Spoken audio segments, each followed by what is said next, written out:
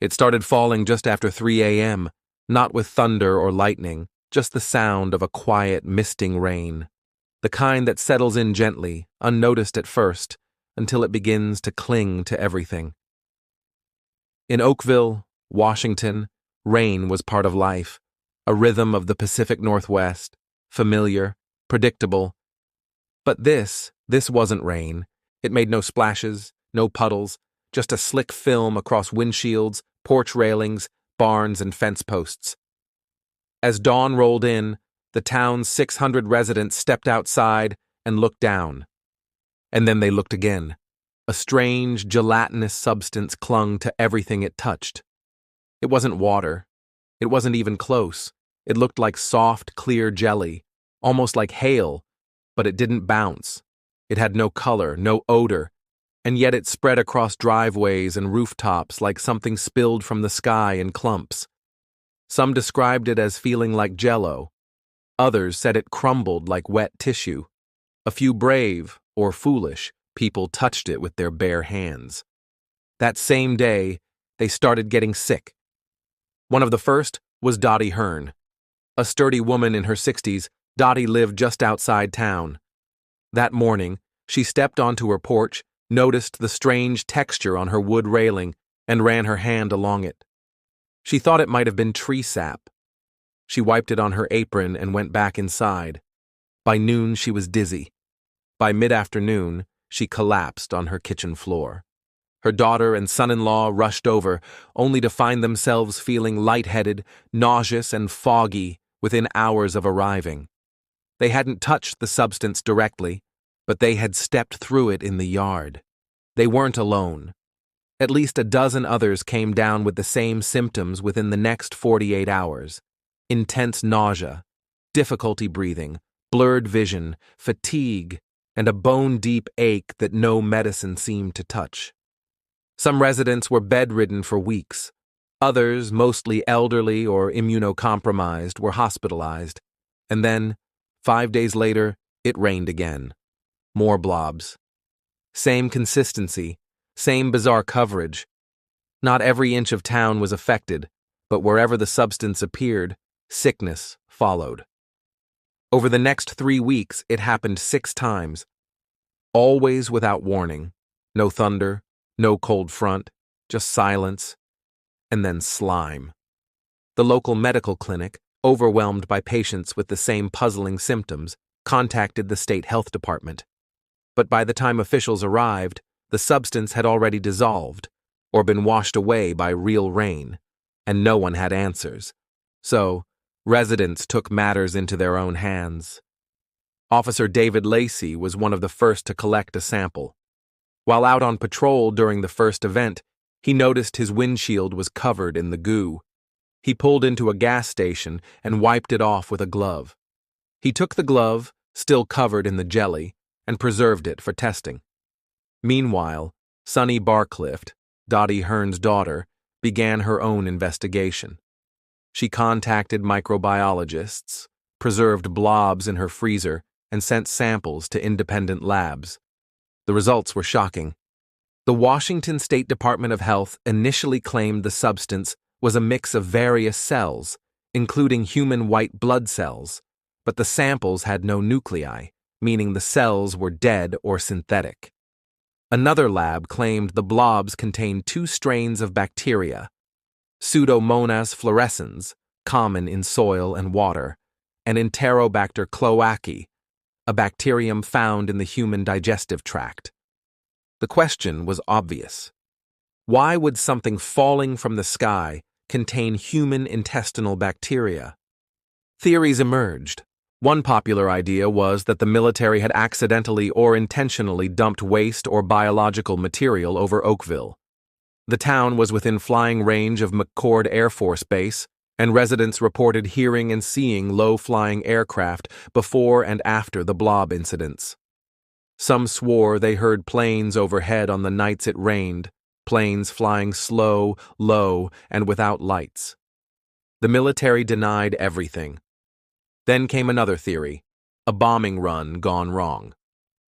The night before the first blob fall, a naval exercise off the coast involved bombing practice over the Pacific. Some hypothesized that a large group of jellyfish had been vaporized in the explosion, and that tiny fragments had been swept into the atmosphere by wind currents, carried inland, and deposited as rain. But there were problems with that theory. First, jellyfish matter doesn't just float into the atmosphere and survive a trip of 50 miles inland across elevation over the forested Cascade foothills and fall in 6 separate storms over 3 weeks. Second, it doesn't explain the bacteria, or the illnesses, or the tissue samples resembling human white blood cells.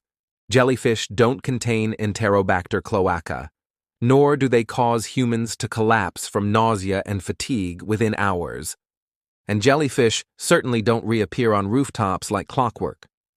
So the next theory turned darker: biological weapons testing. It wasn't just conspiracy. The U.S. government has a long documented history of non-consensual biological and chemical testing on its own citizens. In the 1950s, the Army released zinc-cadmium sulfide over dozens of American cities, including St. Louis, and Minneapolis, to measure how far it could spread. In New York City, bacteria were released into subway tunnels during peak commute hours to simulate germ warfare. None of it was disclosed to the public. Could Oakville have been a modern testing ground? A small, rural town, low population, near military flight paths. If the goal was to simulate the effects of a bioweapon release, Oakville would have been ideal. Isolated, quiet, and unlikely to attract national attention. But something may have gone wrong.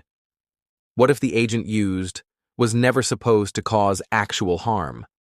What if a chemical meant to simulate contamination ended up reacting with something in the environment or the human body? What if someone messed up? And what if the government decided to stay quiet? There were signs. Samples submitted to private labs disappeared. Records went missing. Follow-up reports from the Department of Health were inconclusive. Calls went unreturned. Journalists who tried to follow up on the story found dead ends. And yet, the people of Oakville kept getting sick. One resident's kitten reportedly disintegrated after coming into contact with the substance, its skin breaking down, internal organs liquefying, bones softening. Others reported dogs with seizures, horses with sudden tremors, chickens lying dead in their coops. The land felt poisoned. Even the forest seemed quieter. Beverly Roberts, a former microbiologist who lived nearby, kept a detailed log of the Blob Falls. She collected samples, noted weather patterns, tracked animal deaths. Her conclusion? The substance was biological, synthetic, and not of natural origin. When she sent samples to a private firm, she received a vague message: stop asking questions. Then, just as suddenly as it began, it stopped. No final storm, no explanation, just silence. The last blob fall occurred near the end of August 1994. Since then, nothing similar has ever been recorded again in Oakville or anywhere else.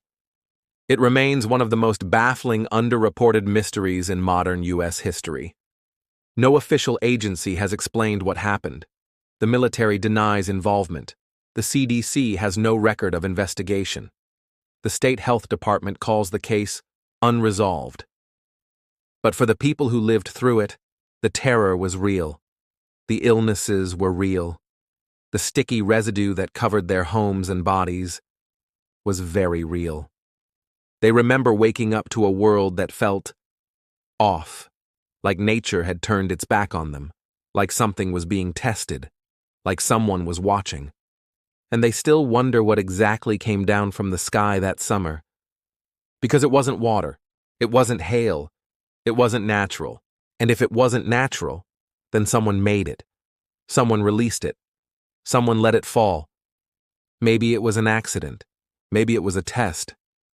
But whatever it was, it rained 6 times.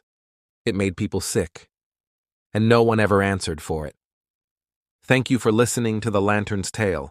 If you enjoyed this true story, join us next time, if you dare.